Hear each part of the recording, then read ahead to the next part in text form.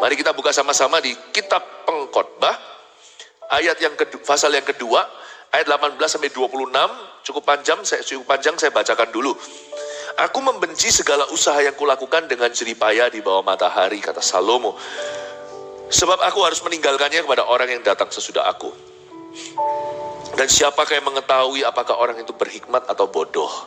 Meskipun demikian, ia akan berkuasa atas segala usaha yang kulakukan di bawah matahari dengan jerih payah dan dengan mempergunakan hikmat. Ini pun sia-sia. Dengan demikian aku mulai putus asa terhadap segala usaha yang kulakukan dengan jerih payah di bawah matahari. Sebab kalau ada orang berlelah-lelah dengan hikmat, pengetahuan dan kecakapan, maka ia harus meninggalkan bahagianya kepada orang yang tidak berlelah-lelah untuk itu. Ini pun kesia-siaan dan kemalangan yang besar. Apakah faedahnya yang diperoleh manusia dari segala usaha yang dilakukannya dengan jerih payah di bawah matahari dan dari keinginan hatinya? Seluruh hidupnya penuh kesedihan dan pekerjaannya penuh kesusahan hati, bahkan pada malam hari hatinya tidak tentram. Ini pun sia-sia.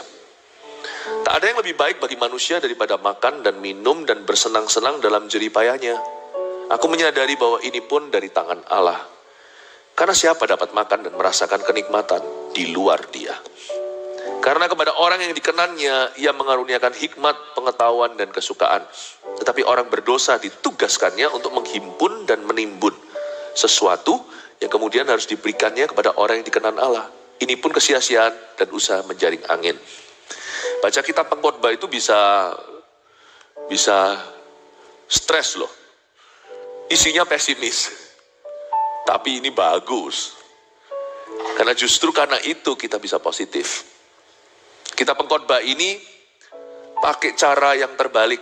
Reverse psychology atau psikologi yang terbalik. Dia jelaskan dari hal-hal yang negatif, dari kesia-siaan, agar supaya kita hidupnya bermakna dan punya strategi yang berhasil. Dia tunjukkan yang salah mana supaya kita jangan ke sana. Ditulis oleh seorang raja di Yerusalem, putra Daud, tiada lain tiada bukan Raja Sulaiman, atau dalam bahasa Alkitab Salomo the King. Ya, Solomon. Raja Salomo ini menjadi tumbal salah satu daripada tema khotbah saya tadi. Dia itu menjadi rumah percontohan. Hampir gagal total. Tetapi di akhir hayatnya, Tuhan beri kesempatan 1 di antara 1 miliar orang. Dia bisa kembali ke jalan yang benar. Kitab Pengkhotbah adalah kitab pertobatan beliau. Ditulis jauh sesudah Amsal. Tentunya jauh sesudah Kidung Agung, itu kitab pernikahannya. Raja Salomo ini menuliskan satu buku di akhir hayatnya, namanya Pengkhotbah. Dan dia mempertanyakan satu hal. Untuk apa ya semua jerih payah, apa yang dia bangun? Meskipun dia sukses sekali, berhasil, menurut saya tidak ada satupun konglomerat. Semua konglomerat diikat, dibundel-bundel pun gak ada satupun yang mendekati sama dia. Itu kumpulan. Ini orang luar biasa suksesnya. Tapi di ujung hayatnya dia berkata, untuk apa ya? What for? Saya tunjukkan apa yang membuat hidupnya frustrasi. Seolah-olah kitab Pengkhotbah ini diizinkan Tuhan back from the future. Seperti ada orang yang sudah maju di depan kita dan gagal hidupnya. Lalu dia kembali memberitahu, guys, salah arah. Itu kitab Pengkhotbah. Dan pertanyaan pertama waktu dia back from the future, our future, meskipun ini hidupnya di masa lalu, ini ribuan tahun yang lalu. Tapi dia ini, di mana dia berada zaman itu yang kita semua bermimpi ingin tuju. Mau kaya kan? Siapa sini mau 1000 istrinya? Itu Raja Sulaiman. Hidup percintaan tidak ada batasnya. Gua suka, maka punya gua. Ini orang tidak tahan nafsu. Pokoknya dia baginda, mau apa dapat dia. Entertainment, salah satu ibadah saya jelaskan tentang hiburan. Ini orang top of the line-nya sebelum zaman teknologi. Dagang sukses, aduh sudahlah jangan dilawan. Tapi dia kembali mempertanyakan, semua yang kuusahakan ternyata berujung hampa di luar Allah. Karena Salomo sempat murtad. Ingat ceritanya, sedikit saya kasih background check, background story maksudnya. Di kitab Raja-Raja setelah dia menggantikan Daud, dia masih baik. Dia membangun bait suci, lalu dia bangun istananya. Selesai itu, bait Allah dulu. Lalu setelah itu, presidential palace-nya. Gak lama setelah itu, dia mulai melanggar firman Tuhan. Tuhan bilang, jangan simpen banyak kuda, karena kuda itu bisa menjadi iman raja. Raja harus bergantung pada Allah, bukan kekuatan perang. Bahkan ada satu kota khusus untuk koleksi kuda. Tuhan udah bilang, kamu jangan kawin banyak, jangan punya harem, jangan punya gundik-gundik. Istri itu yang sah, 1000 lagi. Lalu setelah itu dia jatuh dalam penyembahan berhala. Istrinya menyeret dia untuk worship demons atau untuk menyembah yang bukan Tuhan. Mulailah dia jatuh, terpuruk. Masih jaya, kerajaannya masih utuh. Tapi setelah dia mati, kerajaan itu terbelah. Dan waktu sebelum dia meninggal dunia, dia sempat bertobat. Nggak tahu itu berapa tahun kali, bukan berapa bulan. Di masa tuanya, dia menulis kitab Pengkhotbah. Dia bertanya, untuk apa ya aku bekerja sekeras ini? Kumpulkan perlahan-lahan. Aku membenci segala usaha yang kulakukan dengan jerih payah di bawah matahari, ayat 18. Sebab aku harus meninggalkannya kepada orang yang datang sesudah aku. Dan siapakah yang mengetahui apakah orang itu berhikmat atau bodoh? Meskipun demikian, ia akan berkuasa atas segala usaha yang kulakukan di bawah matahari dengan jerih payah dan dengan mempergunakan hikmat. Ini pun sia-sia. Ayat 18-19 sangat janggal. Kok bisa dia nggak tahu suksesornya atau penerusnya? Kok bisa? Ngapain frustrasi jikalau dia mempersiapkan pengganti? Dia berkata, siapa yang tahu orang itu berhikmat atau enggak? Masa dia nggak kenal anak sendiri? Anak dia pasti nggak cuma 1-2, istri aja 1000. Satu istri dapat 1 anak aja sudah 1000 anaknya. Ini bapak segala bangsa. Agak ngawur tapi bukan dari perjanjian Allah. Kok bisa dia nggak kenal anak-anaknya itu gimana? Siapa mengetahui? Hei Salomo, sebagai ayah lu harus tahu. Sebagai pemimpin perusahaan sudah harus mempersiapkan. Gimana sih? Salomo menyadarinya agak terlambat. Hampir di akhir hayat. Dia baru menyadari bahwa dia belum mempersiapkan penerus. Itu bahaya loh. Yesus anak Allah aja di awal-awal pelayanannya, ketika dia kembali ke Galilea setelah dicobai 40 hari dan tentunya sesudah dibaptis di Sungai Yordan, Yesus minggu ke-1 memulai public ministry. What did he do? Apa yang dia lakukan? Dia memilih 12 murid atau 12 rasulnya. Dan dia mendidik mereka.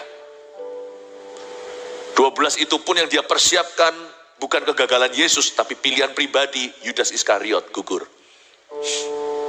Apa yang Yesus lakukan? Strategi Yesus selalu tepat. Dia itu jalan kebenaran. Mau nyontoh itu nyontoh Tuhan. Kepemimpinan, jadi ayah. Jadi ibu, jadi orang tua. Kita harus contoh Tuhan. Jadi gembala, jadi pemimpin rohani. Minggu pertama Yesus langsung siapkan penerus. Salomo nyantai aja, playboy. Makanya gak punya waktu untuk anak-anaknya ngemong atau mengayomi istri 1000. Sebenarnya istrinya 1 di mata Allah. Kidung Agung itu, gadis Sunem itu. Tadi saya ceritakan nasib mereka, kemungkinan seperti apa. Karena Alkitab tidak mencatat, tapi saya spekulasi, asumsi, paling-paling nanti dugaan saya tidak jatuh terlalu jauh daripada realita yang terjadi, meskipun kita tidak punya bukti. Dengarkan aja ibadah-ibadah sebelumnya. Gadis Sunem itu adalah istri sah. Selingkuhannya 999. Yang dia sebut istri tanda tangan catatan sipil sungguhan itu sampai 700 itu betul-betul tak ada status. Ya gak bisa lah ngurus anak lah. Gak bisa ngurus kerajaan Allah. Dia hidupnya kayak gitu. Makanya dia gak kenal anaknya. When your life is too happy with success, termasuk kalau Anda berhasil dalam kerjaan, jangan happy ya. Itu nggak akan garansi apa-apa, karena Anda bisa kehilangan semua yang Anda tabung dalam waktu sehari kalau penerusmu salah. Belajar dari Yesus, minggu pertama langsung pilih 12 murid. Dia didik secara personally, pribadi. Apakah kita mempersiapkan penerus kita? Penerus itu tidak harus meneruskan perusahaan, pelayanan, nggak harus. Penerus artinya legacy, your legacy. Anda punya legenda hidup itu bukan di tangan, bukan tidak ada di dalam barang atau apa yang bisa Anda beli, tapi di dalam bejana tanah alias di dalam orang. Sudahkah Anda dan saya mempertanggungjawabkan orang-orang yang Tuhan percayakan kepada kita untuk kita empower, untuk kita lengkapi, untuk kita didik, misalnya seperti anak-anak kita. Sudahkah kita mempersiapkan mereka? Kadang-kadang kita sebagai orang tua nggak ngerti kenapa kita kerja begitu keras. Kalau ditanya semua demi anak, tapi anak nggak pernah diurusi. Dia kerjanya seputar untuk anak, bukan untuk anaknya. Saya selalu punya satu prinsip dalam hidup ini, yang lain saya anggap mitos. Anak kalau kita didik dengan benar, bahkan tidak perlu uang papa mamanya, percayalah saya. Kasih mereka 14 tahun seperti Yakub, 7 tahun kerja untuk Laban, plus 7 lagi, kasih dia 14 tahun. Anak mulai kerja umur 22 juga nggak terlambat setelah dia lulus kuliah. 20 tahun lagi dia masih umur 40, life begins at 40. Anakmu tidak perlu uangmu. Kalau Anda didik dengan benar, kalau Anda taruh, kalau Anda investasikan hidup kepadanya, didik dia dalam takut akan Allah, bahkan tidak perlu your money. Mereka bisa cari sendiri. Umur 40, mereka bisa jadi orang yang sangat berhasil. Orang kaya baru. Tapi tidak punya mentalitas OKB. Jadi banyak orang itu kerja mati-matian. Terus terang saya beritahu. Katanya untuk anak, tapi anak tidak pernah diurusi, anak tidak pernah dididik. Katanya semua untuk anak. Belajar dari Salomo, salah strategi dia. Ujung-ujung gigi jari, dia frustrasi. Siapa tahu katanya, siapa yang mengetahui anakku itu bodoh atau berhikmat? Siapa yang tahu? Ini pertanyaan gak harus ditanyakan kalau orang itu punya persiapan. Salomo, kamu profesional dalam segala hal, kecuali hal yang terpenting. Lucu gak? Semua profesional kecuali the most important thing. Yesus berkata gini, ini level 2. Level pertama adalah sorga. Buat apa kau memperoleh seluruh dunia tetapi nyawamu masuk neraka? Markus kan berkata gitu, buat apa kau memperoleh seluruh bumi tapi kehilangan nyawa? Level 2-nya di sini, buat apa hidupmu sukses setengah mati? Anakmu nggak tahu di mana. Lucu ya? Salomo berkata ayat 19, siapakah yang mengetahui apakah orang ini berhikmat atau bodoh? Lu harus tahu. Salomo, kamu harusnya tahu. Jangan kamu cuci tangan begitu, seolah-olah jadi korban. You see what you sow, you reap. What you don't sow, you don't reap. Apa yang kau tabur, kau tuai. Yang kau tidak tabur, ya tidak kau tuai. Ini ayat 19 keluar dari mulut seseorang yang telah lalai dan tidak menuai. Akibat dia memang tidak menabur di dalam diri putranya. Wong anak ada 1000. Saya tidak ada catatannya berapa. Tapi kalau istrinya masak 1-2 mandul. Kalau zaman dulu itu kan, oh McDonald, Harris Farm, iya yo. Zaman dulu itu orang kalau punya anak itu bisa sampai belasan. Gak usah jauh-jauh. Mak engkong kita aja begitu, anak 7, anak 8. Anak dia itu berapa ribu? Itu anak yang sah, yang gak sah. Wih, kok bisa kamu gak tahu peternakan anakmu gitu? Kok bisa dari semua itu, kau pilih Rehabeam itu bahasa Jawa Tengah kepiye, my friend? Why Rehabeam? What did you see in him? Kamu lihat apa di dalam diri Rehabeam itu? Coba kalian baca, Anda baca, coba Bapak Ibu Saudara nanti ya, kalau pulang ke rumah. Rehabeam itu suka dugem sama teman-temannya, nggak ditulisnya clubbing sih. Cuman waktu dia cari nasihat, ketika dia akhirnya menggantikan papa jadi raja, dia dijadikan guyonan, dijadikan dagelan tuh pemerintahan. Tanyanya bukan sama penasihat-penasihat yang berhikmat, orang-orang yang sudah membuktikan ikut ayahnya sekian lama. Tanyanya sama teman-teman bandelnya, sama teman-teman dugemnya. Dia tanya, menurut lu orang gimana hadapi rakyat yang sedang mengeluhkan pekerjaan berat? Beritahu aja sama mereka, Papaku cambuk kamu pakai ini, aku cambuk kamu, kelingking jari kecilku aja bisa membuat kamu robek tuh pinggang. Wah, koboyan? Ya nggak salah lah. Dia tanya sama teman-teman, orang-orang sesama sebaya yang memang party boy semua. Aduh Salomo, hampir nyaris kau berhasil. Tapi di zaman anaknya, sadarkah Anda? Dalam satu hari, in just one day, Salomo kehilangan 10/12 dari kerajaannya. Salomo udah mati. Semua dia bangun pelan-pelan. Hancurnya di penerusnya. Proses seminggu kurang lebih kalau saya baca di kitab Raja-Raja, gimana mereka tektokan, rakyat datang, kan perlu didengar dulu. Lalu setelah itu dibicarakan di parlemen, lalu habis itu sampai ke raja segalanya. Kalau saya hitung kurang lebih roughly, prosesnya 1 minggu, tapi dibutuhkan cuma satu momen arogan anaknya.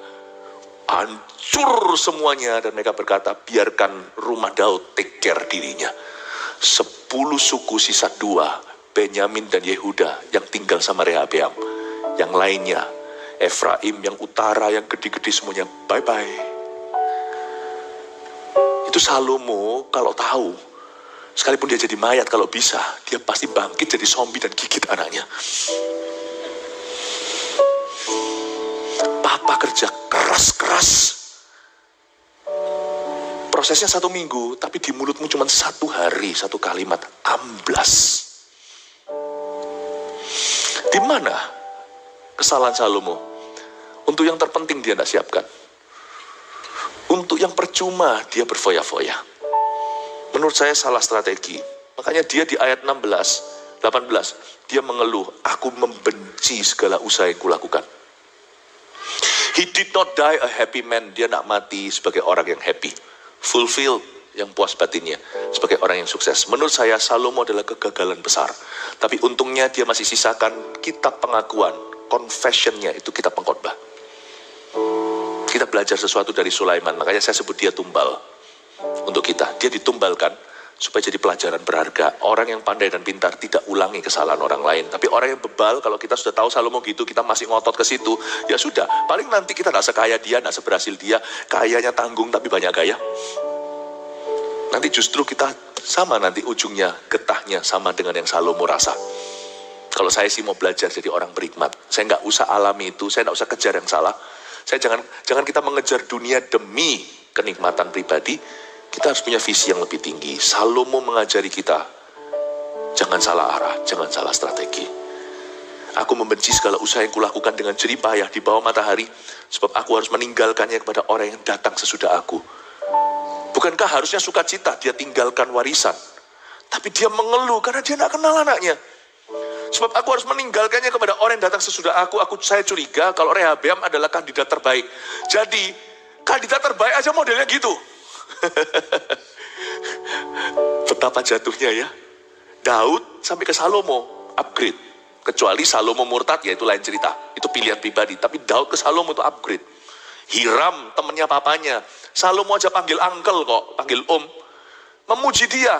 Diberkatilah Daud oleh Allah Israel karena punya keturunan sebijaksana kamu. Wow. Upgrade. Karena Daud hatinya berkenan. Sekalipun dia pernah salah, sekali 2 kali dalam hidupnya dia bertobat sungguh-sungguh. Dia menabur terus ke arah Kristus. Dia bangkit. Sampai ke Salomo. Daud mempersiapkan soalnya, bahkan disiapkan materialnya untuk bangun bait suci. Malah dikasih bisik-bisik di telinganya.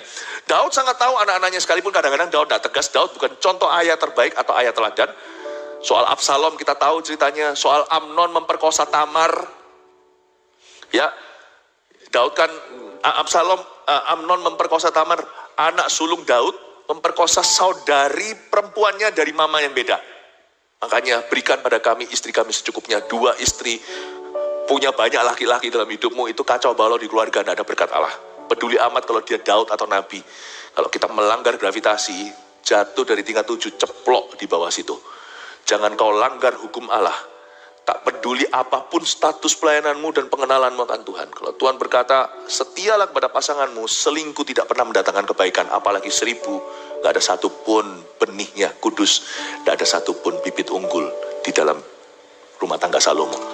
The best of the best to Rehabeam, which is the worst. Yang terburuk. Tidak ada berkat Allah. Tapi Daud, kita tahu kan ceritanya, Amnon memperkosa Tamar. Absalom kakaknya nggak terima. Akhirnya Absalom bunuh Amnon. Tapi Daud minimal tahu anak-anaknya. Dan di akhir hayatnya dia panggil Salomo. Dia jadikan Salomo menjadi penggantinya. Lalu Daud ada kasih dia, jangan, nanti kamu sama Simei harus begini. Kamu sama Yoab harus begitu. Kamu jangan lupa ya berbuat baik kepada Barzilai. Waktu aku sedang terusir gara-gara kakakmu Absalom. Dia itu yang temui aku di pinggir jurang. Dan memberi aku penghiburan. Dan bahkan kasih aku dukungan, kasih aku roti, kasih aku makan. Pengikut-pengikut waktu itu para jenderal. Dikasih minum sehingga tidak kehausan. Kamu jangan lupa dia. Daud itu paling tidak ya. Kita harus kasih dia satu kredit. Kita harus memuji dia. Dia itu berusaha memperbaiki kesalahannya. Dulu dia cuek sebagai papa. Pada akhir-akhir hayatnya dia sungguh-sungguh mencurahkan segala sesuatu yang dia tahu kepada Salomo yang akan mewarisi tahtanya. Salomo do nothing. Tidak lakukan apa-apa. Salomo itu dia bekerja begitu keras, tapi dia tidak mempersiapkan keturunannya. Dia tidak mempersiapkan anak muda di rumahnya. Dia tidak mempersiapkan kaula muda di dalam generasinya, di dalam kerajaannya. Dia tidak mempersiapkan apa-apa. Ini jugalah kesalahan yang dilakukan oleh gereja-gereja di Korea. Tapi ini kesalahan bukan Korea, Indonesia. Di setiap rumah, khususnya di rumah orang-orang yang sukses karirnya, biasanya anak-anaknya kecolongan. Karena itu jangan minder kalau kita merasa kita bukan orang kaya. Justru kita tahu aset kita satu-satunya ya anak-anak kita. Justru kalau orang itu kaya, punya segalanya, itu biasanya lupa. Karena dia merasa duit udah cukup. Dan bahkan dia merasa bahwa uang itu juga untuk anaknya. Tapi dia tidak sama sekali pernah mempersiapkan keturunannya. Tahukah untuk apa kita bekerja begitu keras? Percuma sia-sia kalau tidak kita persiapkan penerus. Dan tentunya yang salah itu bukan Salomo tidak bisa mendidik anaknya. Salomo kehilangan visi kerajaan sorga. At some point in his life, dia tidak lagi align dengan Tuhannya. Dia sudah tidak lagi hatinya itu connect dengan Allahnya. Nah, di sini salahnya. Sebenarnya mendidik anak itu tidak perlu hikmat gimana. Yang penting kita itu tinggal pada pokok anggurnya. Yang penting kita itu punya hubungan dengan Tuhan dan melekat. Nah, Salomo kehilangan itu di tahun berapa pemerintahannya. Kita lihat ayat 20. Dengan demikian aku mulai putus asa terhadap segala usaha yang kulakukan dengan jerih payah di bawah matahari. Sebab kalau ada orang yang berlelah-lelah dengan hikmat, pengetahuan dan kecakapan, maka ia harus meninggalkan bahagianya kepada orang yang tidak berlelah-lelah untuk itu. Ini pun kesia-siaan dan kemalangan yang besar. Salomo kayaknya sudah punya firasat bahwa dia akan kehilangan segala-galanya. Dan dia tidak bisa melawan aging, tidak bisa melawan namanya usia. Salomo kerasa bahwa waktu dia membuat keputusan salah, berubah haluan dan menyembah berhala, dia tidak lagi ketika satu bait suci selesai dibangun, dia sudah tidak tanya lagi kehendak Allah what's next untuk dia atau untuk keluarganya. Lalu dia mulai hidupnya itu di luar firman. Mulai foya-foya dan dia merasa seluruh dunia miliknya dan dia punya 1000 istri lagi. Pada saat itu Salomo menyadari bahwa keputusan salahnya itu ternyata dampaknya kekal permanen. Gak berhenti sampai dia, anak-anaknya pun gak ikut Tuhan. Karena itu Bapak Ibu Saudara, kalau kita melayani, kalau kita terlibat misi, kalau kita punya perjanjian Abraham, itu untuk Ishak dan Yakub. Saya selalu ingatkan, Philip saya selalu ingatkan diri sendiri, jangan lelah bekerja di ladangnya Tuhan. Karena waktu saya melayani di ladang Tuhan, saya tidak hanya melakukan itu untuk saya. Anak-anak saya kan nyontoh. Setiap orang tua, ya, dan jikalau di sini ada yang bujangan belum menikah, kawin itu mudah, itu biologi saja. Tapi menikah itu berarti Anda tiba-tiba jadi pemimpin rumah tangga. It's important. hanya orang yang cukup dewasa bisa take care dirinya, yang bisa meneruskan perjanjian. Karena itu, jangan mentang-mentang jatuh cinta anak-anak muda, langsung pacaran. Karena untuk bisa menjalin tali kasih, apalagi tali holy matrimony, kita itu sudah siap punya momongan. Karena itu, setiap orang-orang yang melayani Tuhan, dia tidak melakukan itu untuk dirinya. Saya ingatkan diri saya sendiri, jangan lelah bekerja di ladangnya Tuhan. Kenapa? Bukan hanya untuk aku, tapi juga untuk ketiga anakku dan juga untuk anak-anak rohani pula. Bapak, Ibu, Saudara, waktu kita di dalam ministry terjadi korsleting, kita mundur. Yang kita cabut bukan perjanjian dengan Allah Abraham saja, tapi dengan Allah Ishak dan Allah Yakub. Sadarkah Anda, Salomo menyesali hal itu? Aduh, tahu gitu. Waktu dia berpaling dan menyembah berhala, maka semua anak-anaknya pun tidak punya perjanjian dengan Allah. Meskipun setiap orang punya hubungan pribadi dengan Tuhan, pasti ngefek. Pasti ngefek. Orang tua itu berdampak dalam hidup putra-putrinya, itu sudah tidak perlu ragu. Apa yang kita lakukan, tidak lakukan, katakan, tidak katakan, itu langsung influencing, langsung mempengaruhi anak-anak kita. Influencer di dunia ini, sosial media ada. Padahal semua orang tua itu influencer anak-anaknya. Tahukah Anda, saya dalam pelayanan atau dalam kehidupan, setiap kali saya digoda untuk putus asa, setiap kali saya digoda untuk mundur, untuk biasa-biasa, saya gak hanya mengingat diri sendiri, saya mengingat orang-orang di belakang saya, gerbong saya ini panjang. Kemarin pada waktu di retreat anak-anak muda AOG, saya jelaskan sama mereka, kenapa saya gak berani 5 menit suam-suam kuku. Kalau saya 5 menit aja mundur dari Tuhan, mungkin ada 5.000 yang binasa di belakang saya. Gak percaya?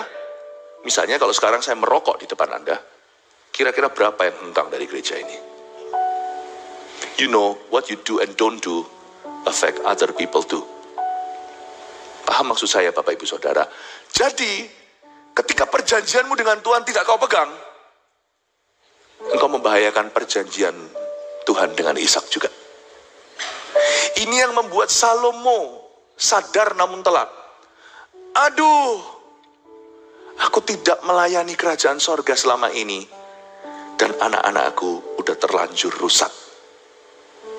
Bapak, Ibu, Saudara, berbahagialah anak-anak muda kita yang dari usia muda belia udah melayani Allah, udah menyadari panggilan. Bahkan hari ini ada expo edukasi, pendidikan dalam negeri, luar negeri, di luar sana booth-boothnya. Anak-anak kita, anak-anak muda kita serbu AOG itu. Mereka mau tahu dengan hati yang membara karena visi didorong oleh gereja. Bersyukur. Dari muda mereka sudah mencari wajah Allah. Ya. Bapak, Ibu, Saudara, setiap kali kita itu melayani Tuhan, ingatlah kita lakukan ini juga untuk orang-orang yang mengikuti kita. Dan Salomo hari itu dia kehilangan pegangannya. Karena dia sendiri tidak mengikut Tuhan. Jangan heran anak-anaknya pun tidak banyak atau tidak ada yang mengikut Tuhan. Yang paling ikut Tuhan, ya Rehabeam, modelnya begitu. Apakah faedahnya yang diperoleh manusia dari segala usaha yang dilakukannya dengan jeripayah di bawah matahari? Dari keinginan hatinya, ayat 22, seluruh hidupnya penuh kesedihan dan pekerjaannya penuh kesusahan hati. Bahkan pada malam hari hatinya tidak tentram. Ini pun sia-sia, dia sudah punya firasat. Malam dia tidur, aduh, semua yang kukumpulkan, semua berakhir seperti apa? Aku tidak punya kendali lagi. Tak ada yang lebih baik bagi manusia daripada makan dan minum dan bersenang-senang dalam jeripayahnya. Aku menyadari bahwa ini pun dari tangan Allah. Saya kasih beberapa poin dulu untuk memulai. Ada 3 poin saja yang bisa menjadi rangkuman, tapi sebelum saya baca tentang makan, minum, dan bersenang-senang, saya kasih dulu poin-poin intinya. Nomor 1, untuk apa kita, ya kan, tahukah untuk apa kita bekerja keras? Pastikan dulu you're aligning with God, with God's kingdom. Anda paralel dengan kerajaan Allah. Bekerjalah untuk upah di sorga. Sebab kita tidak bawa apa-apa waktu meninggal dunia. Pastikan hidupmu tidak sia-sia. Sebelum bicara soal penerus, pastikan kita juga ikut Tuhan Yesus. Anda tidak bisa suruh orang lain lakukan apa yang Anda tidak lakukan. Anda tidak bisa suruh orang lain lakukan apa yang Anda tidak teladankan. Bapak, Ibu, Saudara, jemaat yang terkasih, kalau kita mau betul-betul melihat kerja keras kita berujung tidak sia-sia, kita jangan terputus sama Tuhan Yesus. Dan sebelum apapun godaan untuk menjauhkanmu dari Tuhan, don't think for yourself only. Jangan memikirkan diri sendiri. Pikirkan orang lain juga. Untuk setiap papa mama yang mudah kepahitan dalam pelayanan, mikir lagi. Don't do it for your children. Selama anakmu terbuat dari daging dan darah bisa kepahitan juga, don't do it, my friend. Karena pepatah bahasa Indonesia ini bukan firman, guru kencing berdiri, murid kencing berlari. Dalam dunia medis ada yang namanya second hand smoking. Dia nggak pernah merokok, menghisap pun nggak pernah, tapi terus dapat asapnya. Sini nggak apa-apa, paling batu-batu aja. Yang menghisap asapnya kena kanker paru-paru. Karena kalau orang lagi ngisap di sini, dia kan nggak masukkan semuanya, dia keluarkan. Tapi orang yang mulutnya nggak main, kan hidungnya menghisap. Itu asap masuk ke sini, yang situ difilter, dikeluarkan. Yang di sebelah sini dihirup mentah-mentah tanpa dia tahu. Sekali dua kali nggak apa-apa. 10-20 tahun. Yang ngerokok, fine, thank you. Yang menghisap, kanker paru-paru. Anda harus tahu loh ya, kepahitan di sini bisa berakhir di sebelah sini. Dia berhenti mengikut Tuhan. Malas-malasan di sebelah sini, di sana bisa menjadi alasan 1001 untuk tidak mau melayani Kristus. Ingat, second hand smoker. Anakmu melihat. Karena itu poin ke-1 ini, ingatlah, bukan demi anak, demi Yesus dan demi dirimu. Bekerjalah untuk upah di sorga, sebab kita tidak membawa apa-apa waktu meninggal dunia. Jangan mau pernah putus hubungan dengan Tuhan Yesus. Janganlah menjauh dari Tuhan, apalagi di akhir zaman. Saya ingatkan sekali lagi, bekerjalah untuk upah di sorga. Inilah yang Salomo berhenti lakukan at some point in his life. Tahun keberapa pemerintahnya. Sebelumnya dia punya misi. Dia hidup di dalam misi. Misinya adalah membangun bait suci. Setelah jadi, dia kenapa tidak tanya misi berikutnya apa? Pasti ada. Pasti ada. Ya. Kalau dia mau serius dengan Tuhan, nggak akan berhenti sampai pentahbisan bait Allah. Pasti dia lakukan sesuatu. Buktinya nanti ketika murtad raja-raja, kita kan tahu ceritanya setelah raja kerajaan Israel membelah jadi 2. Terbelah ini bukan multiplikasi tapi perpecahan. 10 suku ikut Israel utara, 2 suku ikut Yehuda. Kalau Anda lihat suku yang utara, bobrok semua, nggak ada satupun raja yang benar. Termasuk Ahab di sebelah sana. Raja Ahab itu loh Isabel. Tapi yang di sebelah Yehuda, yang sebelah selatan, masih ada raja baik. Kalau Anda baca raja baik, masih ada PR-PR yang tidak dilakukan Salomo, yang dilakukan oleh mereka seperti Yosia. Dia mengadakan pembaruan. Emangnya kalau bait suci jadi, so what? Kenapa dia tidak angkat ahli Taurat? Ahli Taurat ini bukan orang Farisi yang jahat. Kenapa dia nggak sebar Salomo mengajarkan firman, memastikan bahwa generasi berikutnya ketika dia tinggal di zaman, semoga, kalau Salomo ikut Tuhan, semoga bukan Rehabeam, atau Rehabeam, tapi Rehabeamnya jadi waras. Diajari dong firman Tuhan. Jangan berhenti sampai membangun bait suci. Muridkan. Ajarkan mereka segala sesuatu yang ku perintahkan kepadamu seperti amanat agung. Harusnya dia juga kumpulkan anaknya. Mungkin tidak 1000 lah. Kalau dia tidak murtad kan nggak 1000 selingkuh. Dia kumpulkan, ajari, persiapkan dari kecil. Seperti dia diajari oleh papanya Daud. Kenapa dia berhenti lakukan apa yang dilakukan terhadapnya? Kenapa apa yang baik yang dia terima dia tidak teruskan? Menurut saya Salomo itu bisa langsung tanya, what's my next mission? Kenapa dia cabut dini dari Tuhan Yesus? Kenapa dia putus? Setelah bait suci jadi, dia puas diri dan berkata, haha jasaku. Lalu dia hidup di luar Tuhan. Kenapa dia tidak terus hidup dalam visi? Kenapa dia tidak bekerja untuk upah di sorga? Kenapa tiba-tiba orientasinya berubah, membahagiakan dan menyenangkan diri sendiri? Awal mula sih oke-oke aja kalau Anda baca pasal sebelumnya. Dia bangun proyek-proyek besar, lalu mulai masuk ke hobi-hobi. Dia bangun yang namanya, dia buat kebun. Kalau Anda baca di ayat-ayat sebelumnya di pasal 2, dia bangun kebun, kasih perairan, mulai hobi lama-lama jadi nyeleneh. Mulai haram atau mulai gundi-gundi. Orang itu ya kalau meninggalkan Tuhan itu tidak langsung jahat, tidak langsung dosa, enggak. Dia mulai dulu suam-suam kuku dan mulai hal-hal yang netral, mulai menggantikan sukacitanya dalam Allah. Dulu dilakukan sebagai hobi saja, sekarang hobinya adalah berhala. Coba Anda lihat ya, orang kalau putus sama Yesus atau mundur, bukan hanya pelayanan di gereja, pelayanan itu bisa juga di rumah. Tetapi kalau orang hatinya sudah tidak berapi-api, mundur, Anda akan lihat hal-hal dulu yang merupakan aksesori di hidupnya akan menjadi esensi. Dia nggak langsung jadi gila, nggak langsung jadi insane. Kalau Anda baca ayat sebelumnya, dia mulai dengan proyek besar, nggak puas hatinya, nggak bisa mengisi kekosongannya, lalu mulai buat kebun. Dia itu suka gardening, Salomo itu suka begitu. Lama-lama membosankan, kuda pun tidak menarik, lama-lama cewek gua konglomerat kok, kenapa kok dimiliki hanya satu wanita? Di satu titik ketika orang tidak bekerja untuk upah di sorga, mereka akan beri makan hawa nafsu. Salomo, oh Salomo, kalau Anda baca nanti di keturunan-keturunan berikutnya masih banyak PR-nya yang akhirnya dilakukan oleh raja-raja berikutnya. Masih banyak. Jadi ternyata menurut saya misi Salomo bukan sampai mendirikan bait suci. Harusnya masih banyak. Tapi at some point dia berubah setia. Jangan please Bapak Ibu Saudara, untuk apa kita kerja keras kalau kita putus hubungan sama Tuhan? Yesus berkata di Markus 8, buat apa kau memperoleh seluruh dunia, kau kehilangan yang terpenting yaitu nyawamu. Atau your spiritual life. When your spiritual life is dead, nothing you do is everlasting.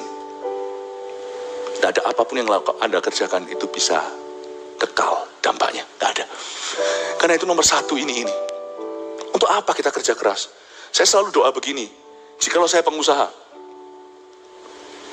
Saya pernah jadi pengusaha. Saya pernah sebentar saja. Pada waktu baru pulang ke Indonesia untuk berdikari supaya saya tidak mengharapkan belas kasih. Diberkati usaha yang ada. Tapi dari awal itu saya doa di kantor, saya masih ingat. Hingga akhirnya staf saya 22 orang. Dibayar oleh kantor yang saya dirikan. Saya waktu itu masih sifatnya penginjil keliling semuanya. Di tahun 1998. Saya masih keliling. Dan mulai bisnis diberkati sama Tuhan. Tapi setiap hari yang saya doakan adalah, Lord, I want to align with you. Saya minta kau pakai pekerjaan kami. Kau pakai bisnis yang saya jalankan ini untuk kemuliaan Tuhan. Saya tidak mau putus sama Tuhan Yesus. Mau kerja apapun profesinya, pendeta, pengusaha, ibu rumah tangga, whatever apapun, selalu bekerja untuk upah di sorga. Saya masih ingat di kantor kami ada yang terima Yesus. Rekan kami waktu itu, rekan kami, orang luar negeri, orang Hong Kong, terima Tuhan. Rekan kami, orang Brunei Darussalam, pekerjaan kami diekspor waktu itu. Rekan bisnis saya, satu-satu juga dijamah Tuhan. Dan uang yang saya miliki, yang saya dapatkan, saya kembalikan dan muliakan Tuhan dengan harta. Bukan diserahkan semuanya karena perlu modal kerja. Tapi kami selalu punya disisikan, bukan yang tersisa. Tapi yang utama saya selalu berkata, Tuhan buat apa ini semua kalau bukan untuk membangun kerajaan-Mu. Terima kasih kami bisa sisihkan untuk kami perputaran dan untuk kehidupan. Hati itu tidak berpaut pada harta jikalau harta bendamu bertambah. Hati itu berpaut pada sorga. Dan at some point waktu bisnis lagi puncak-puncaknya, Tuhan berkata, let go Philip. Waktu pemuda pelajar mengalami masalah di tahun 2000. Seperti anak-anak rohani ditaruh di depan pintu yatim piatu. Tidak ada yang take care mereka. Saya lepaskan semuanya. Lepaskan rugi semuanya.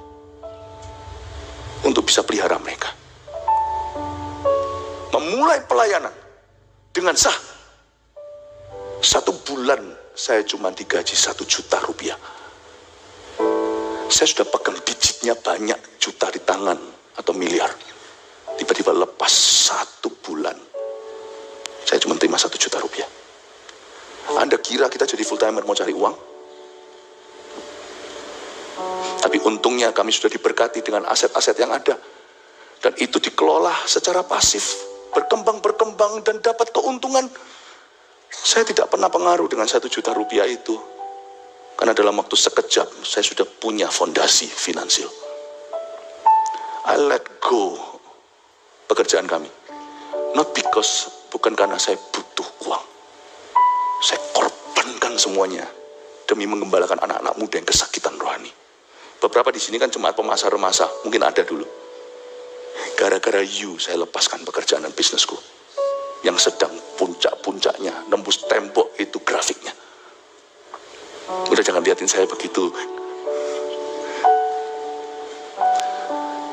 Bekerjalah untuk upah di sorga. Tidak semua jadi full timer, tapi full heart. Coba katakan kanan kirinya, ayo kita full heart. Amin Bapak Ibu Saudara. 2, ini yang penting ini. 2, persiapkanlah penerus kita. Sebab jeripaya hidup kita bergantung padanya. Karena Salomo tidak mengerjakan bagiannya, you know what happened? Berapa ratus tahun kemudian bait suci, malahan bahkan bait suci yang dia dirikan runtuh, ludes, ambles semuanya itu. Tidak ada batu di atas batu lainnya. Hancur total sampai ground floor. Sadarkah Anda bahwa apa yang tidak kau persiapkan akan hancur dalam sehari? Dan itu semua nanti di tangan penerus kita. Persiapkan anak-anak kalau Anda sudah punya putra-putri. Miliki waktu dengan mereka. Anda tidak perlu pandai berkhotbah, tapi Anda perlu luangkan waktu kualitas. Beritahu sama mereka apa yang benar dan yang salah.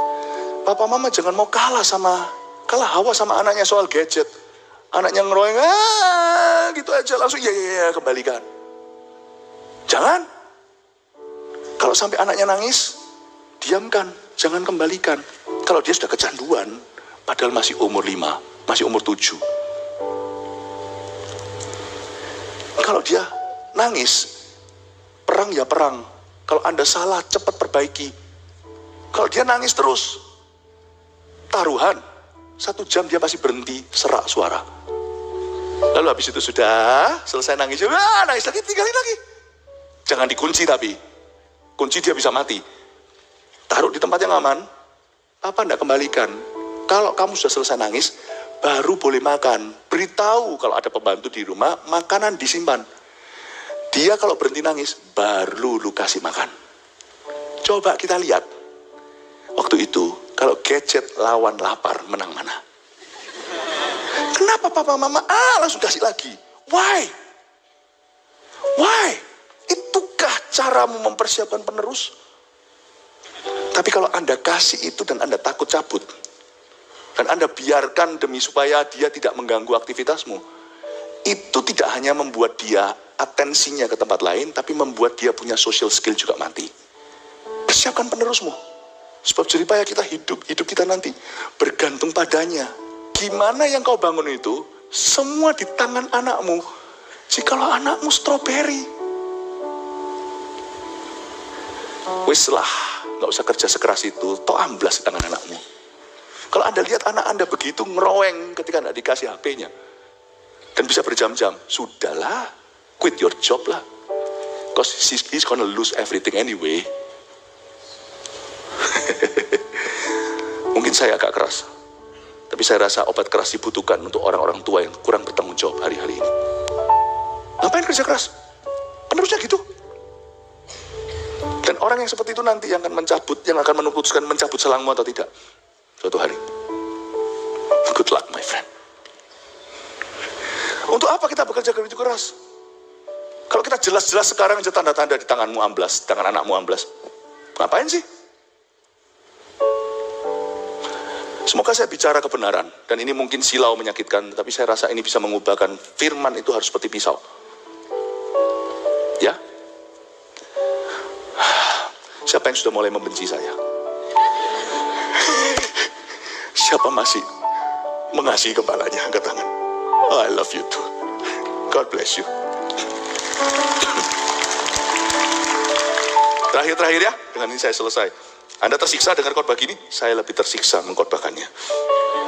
Tapi saya cendekan pusuan yen. Sungguhan saya lihat gitu orang tua, sungguhan saya itu gregetan. Saya kalau diajak perang sama anak saya soal gituan, ayo perang nak. Gua papa lu kok, ayo siapa menang coba. Paling tidak sekarang aku masih pegang uang. Coba lihat lu sama saya, gua kuat mana? Terusin ayo. Mumpung dia belum dewasa, ku jadikan karakternya. Ngapain takut sama anak? Diambil tiktokannya. Umur baru 9, umur 8. Sudah minta punya akun, punya ini sendiri, sosial media segalanya. Salah jalan. Apa yang dia lihat Anda tidak tahu. Mendingannya aja undang pencuri sungguhan masuk ke kamarnya. Anda tidak tahu itu pencuri, pemerkosa, Anda tidak tahu. Soalnya Anda tidak tahu apa yang di-feed di sana. Anda tidak bisa kontrol. Umur 8, umur 7 sudah. Lihat dunia luas. Itu seperti memberikan pohon pengetahuan. Sak buah baik dan jahatnya semua di tangannya. Orang tua mesti tobat. Sorry ya kalau saya, enggak boleh sorry. Kebenaran kalau saya minta maaf, enggak sorry. Anda yang harus sorry sama Tuhan kalau Anda melakukan ini. Kalau Anda tidak merasa melakukan ini, ya sudah, tidak apa-apa. Firman ini tidak kena. Bermata dua, Anda dapat bangunannya. Tapi sekarang saya runtuhkan sesuatu dulu. Terakhir, ya. Sudah itu saya selesai. Mana kok hilang? Tadi di pasal berapa? Ini pasal 2 kok sampai pasal 7 ini gimana? Siapa yang membalik halaman ini ya? Oke. Tak ada yang lebih baik ayat 24 bagi manusia daripada makan dan minum dan bersenang-senang dalam jeripayanya. Aku menyadari bahwa ini pun dari tangan Allah. Untuk apa kita kerja begitu keras? Nanti ia ingat ya, karena siapa dapat makan dan merasakan kenikmatan di luar dia? Karena kepada orang yang dikenannya, ia mengaruniakan hikmat, pengetahuan, dan kesukaan. Tapi orang berdosa ditugaskannya untuk menghimpun dan menimbun sesuatu yang kemudian harus diberikannya kepada orang yang dikenan Allah. Ini pun kesia-siaan dan usaha menjaring angin. Salomo menubuatkan dirinya sendiri bahwa nanti semua yang dia timbun, kalau dia tidak benar, akan bukan hanya hilang, akan ditransferkan oleh Tuhan. Jadi sebenarnya ada suatu pertanyaan, untuk apa kita kerja begitu keras kalau kita tidak hidup benar? Sebenarnya ada sebuah janji Tuhan. Janji ini adalah berkat dan kutuk tergantung kau dan aku di sisi mana menerima perintah ini. Dari sisi kalau kita hidup benar, trust me my friend, mungkin kita bisa slow di depan. Tapi kalau kita benar-benar mempersiapkan jalan Tuhan dalam kehidupan dan keluarga kita, bahkan nanti apa yang ditimbun oleh orang yang salah, Anda akan menuainya. Tapi kalau Anda tidak mempersiapkan apa yang harus dipersiapkan dalam Tuhan, Anda bisa timbun setengah mati, hilang dalam satu hari, dan itu ke tangan orang yang lebih benar daripada Anda. Dari sini, ini sebuah peringatan untuk kita bekerja demi upah di sorga, dan untuk kita mempersiapkan penerus kita. Dan yang ketiga di sini ada satu perintah yang seolah-olah nyeleneh, ada suatu saran sih. Tak ada yang lebih baik bagi manusia daripada makan dan minum dan bersenang-senang dalam jeripayanya. Poin ketiga, tulis ini, untuk apa kita bekerja begitu keras? Jangan pelit jadi orang, tidak semua benih untuk diberi. Anda juga harus belajar menikmati kehidupan sehari demi sehari. Jangan demi ambisi, engkau kencangi hal-hal yang tidak perlu engkau tahan. Bukan berarti foya-foya, bukan berarti kita itu spendi. Tetapi kita juga harus belajar untuk menikmati berkat Tuhan, karena kita tidak disuruh Tuhan menimbun tanpa tujuan. Perlakukanlah setiap hari sebagai karunia, dan nikmatilah hidup tanpa harus berdosa. Saya tambahkan nikmati hidup tanpa harus berdosa karena ayat 25, karena siapa dapat makan dan merasakan kenikmatan di luar dia. Sekilas Salomo seperti suruh kita berfoya-foya. Nggak ada yang lebih baik daripada makan, minum, dan bersenang-senang. Padahal enggak, di ayat 25 disclaimer-nya. Karena siapa sih yang dapat makan dan merasakan kenikmatan di luar dia? Nikmati hidup. Jangan kerja keras saja. Bagi orang yang suka malas, maka jangan pikirkan kenikmatan. Kerja dulu. Nggak kerja, kata Tesalonika, jangan makan. Tapi ada tipe orang yang lain, yang kerja-kerja melulu, tapi pelitnya setengah mati terhadap keluarganya. Untuk orang yang seperti itu, karena mengejar mimpi, aku mau nimbun sebanyak-banyaknya, lalu pensiun dini, jangan-jangan seperti orang kaya dalam ilustrasi Tuhan. Hai orang kaya, hai kamu yang bodoh, malam ini kamu mati, kemanain itu timbunanmu, mau dipakai siapa nanti kalau bukan diambil oleh staf-stafmu. Ada orang yang pelit sekali dalam dirinya, harus bertanya, untuk apa ya saya kerja keras? Untuk masa depan. Kok bisa yakin masa depan? Tetap kita perlu punya tabungan. Alkitab pun mengajarkan di kitab Amsal kita harus seperti semut yang mengumpulkan pada waktu panas supaya pada waktu dingin mereka punya makanan. Bodohlah orang yang punya $100 di tangannya, 100 diberikan atas alasan apapun. Termasuk kalau Anda memberikan pada orang-orang yang memerlukan juga bodohlah kalau 100 itu. Karena sebaliknya setelah itu Anda menjadi orang yang punya kebutuhan dan minta-minta. Anda harus mengelola apa yang di tangan, bukan hanya uang tetapi talenta dan waktu. Jangan kerja-kerja melulu, tidak pernah pelayanan di gereja. Jangan di gereja terus, dan tidak diurusi itu rumah. Anda harus mengelola talenta, yang mana untuk apa. Tetapi setelah kita mengelolanya, ada berkat Tuhan mengalir. Ada berkat Tuhan yang harus kau nikmati dengan kekasih-kekasihmu yang sah. Bukan kekasih gelapnya. Tapi dengan istri anak atau dengan suami anak-anaknya. Orang tua juga bisa mencicipi berkat yang telah kau beri. Yang telah diberikan Allah kepadamu. Perlakukanlah setiap hari sebagai karunia. Sekalipun kita perlu tabung dan investasi. Bukan yang bodong tapi yang sungguhan. Sekalipun kita perlu minta hikmat Allah. Mau taruh di mana supaya kita bisa mengembangkan talenta kita. Talenta dalam hal ini juga bisa harta. Namun demikian ingatlah bahwa masa depan tidak ada orang yang tahu. Belajar untuk bisa menikmati bagian hari ini. Perlakukan setiap hari sebagai karunia. Dan nikmatilah hidupmu tanpa harus berdosa. Ayat 25. Karena siapa dapat makan dan merasakan kenikmatan di luar Allah. Why should you enjoy life and get punished by God? Kenapa kita harus menikmati hidup dan dihukum oleh Allah? Ya, nikmati hidup. Perlakukan sebagai karunia. Sebenarnya dosa itu overrated, agak sedikit terlalu overrating, terlalu dilebih-lebihkan. Sebenarnya di Taman Eden itu, semua pohon buahnya boleh dimakan loh. Coba Anda baca. Bukan hanya pohon kehidupan. Pohon kehidupan kalau kau makan, kau punya hidup kekal. Nggak tahu itu persisnya aplikasinya gimana. Tapi di Taman Eden ada satu pohon itu nggak dilarang. Monggo silakan. Tapi nggak tahu gimana mereka itu mempeng aja maunya makan dari pohon terlarang, pohon pengetahuan yang bau buruk dan jahat, yang baik dan jahat. Kenapa maunya itu? Dosa itu overrated. Karena itu pohon dibilang jangan, tertariknya hanya pada pohon itu. Padahal pohon yang lainnya itu semua sama enjoy-nya. Tahukah Anda? It's so enjoyable. Anda bisa makan dari mana aja. Kenapa sih harus obsesi makan dari pohon terlarang itu? Sebenarnya di dalam hidup ini banyak kenikmatan. Banyak kenikmatan yang tanpa dibumbu dosa. Saya pada waktu macet ya, kadang-kadang kita itu kan HP-an, kadang-kadang juga HP-an di mobil. Terus terang kalau kita sudah obsesi dengan gadget kan juga bisa. Orang tuanya ya nggak bisa salahkan anaknya belajar dari teladan. Kadang-kadang saya juga salah, dan di mobil saya beritahu sama anak-anak saya, jangan HP-an di mobil. Tapi nanti saya sendiri HP-an, saya diingatkan oleh anak-anak saya, puji Tuhan, bumerang. Tapi kadang-kadang ya, misalnya kalau lagi macet nih di mana gitu ya, saya itu mikir kenapa ya kok kita itu kalau ketinggalan HP-nya itu kita gerah.